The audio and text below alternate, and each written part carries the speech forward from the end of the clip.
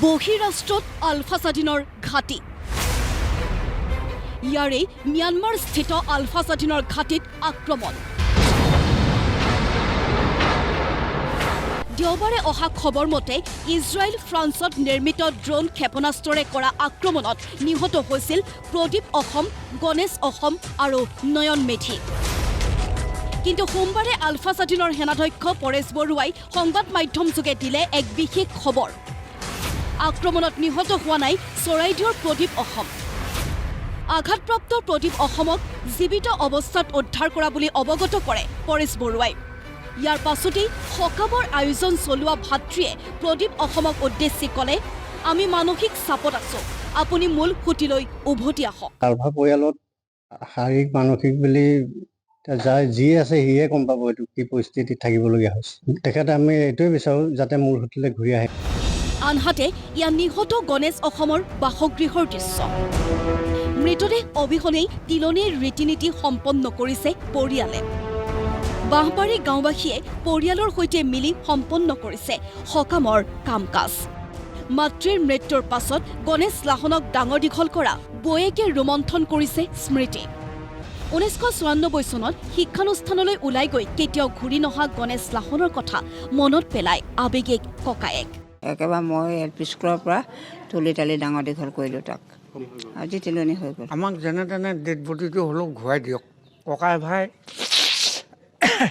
ওচৰ চুবুৰীয়া তাৰ মুখখন দেখিলে শান্তি হ'ব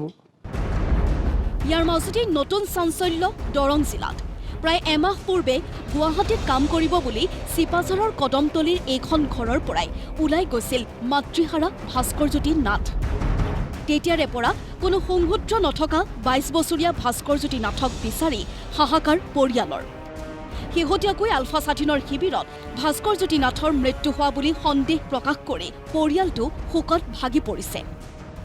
অৱশ্যে মোবাইল অফ কৰি অন্তৰ্ধান হোৱা ভাস্কৰজ্যোতি পিছে সঁচাকৈ বিদ্ৰোহী সংগঠনত যোগদান কৰিছিল নে নাই সেয়া নিশ্চিত নহয় গুৱাহাটীত যোৱাৰ পিছত মানে তেওঁলোকৰ কোনো ধৰণৰ কণ্টেক্ট নাই আজি তাৰিখলৈ এদিনে ফোন কৰিছিলে লাষ্ট এটা আননোন নম্বৰৰ পৰা কৈছে যে মই কামত আহি পাইছোঁ এতিয়া আৰু এইটো নম্বৰত ফোন কৰি থাকিব নালাগে আমি যেতিয়া সময় হয় তেতিয়া ফোন কৰিম বুলি কৈছিলে কিন্তু আজি গম পোৱা গৈছে যে থানাৰ এই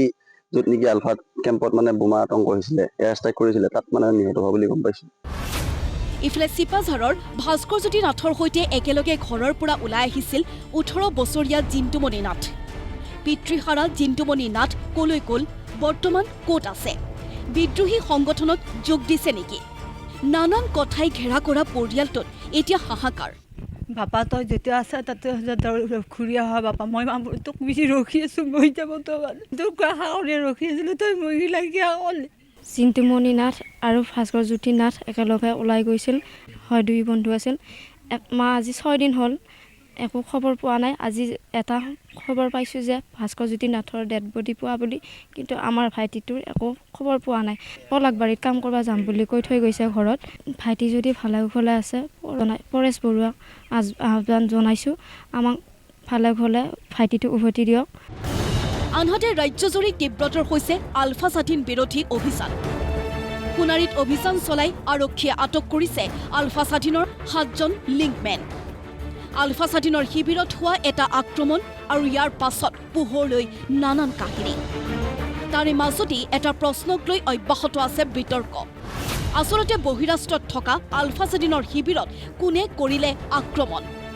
এফালে আলফা স্বাধীনে বাৰম্বাৰ এই আক্ৰমণ ভাৰতীয় সেনাই কৰা বুলি দাবী কৰি আহিছে আনফালে ভাৰতীয় সেনাই আক্ৰমণ কৰাৰ আনুষ্ঠানিক তথ্য নাই বুলি দোহাৰি আছে মুখ্যমন্ত্ৰীয়ে বিপৰীতে কংগ্ৰেছৰ প্ৰতিক্ৰিয়া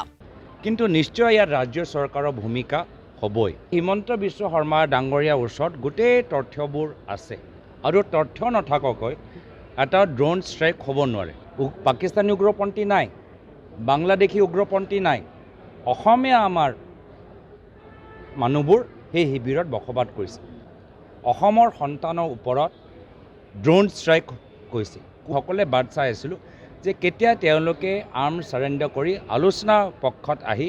আমাৰ মেইন ষ্ট্ৰীম আমাৰ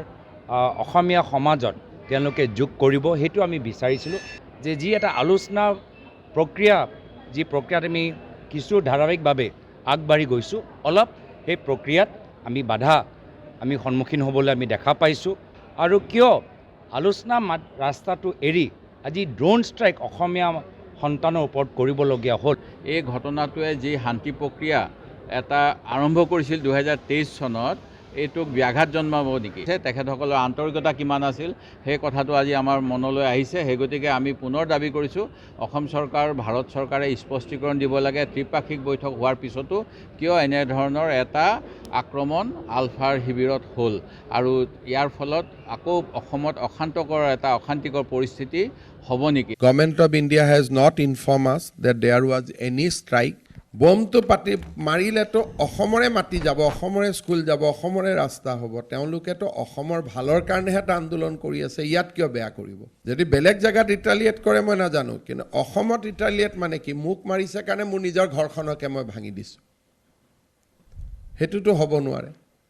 অসমখনতো মোৰে ঘৰ নহয়, তেওঁৰোতো ঘৰ হয়। ব্যুৰো ৰিপৰ্ট, প্ৰতিদিন টাইম।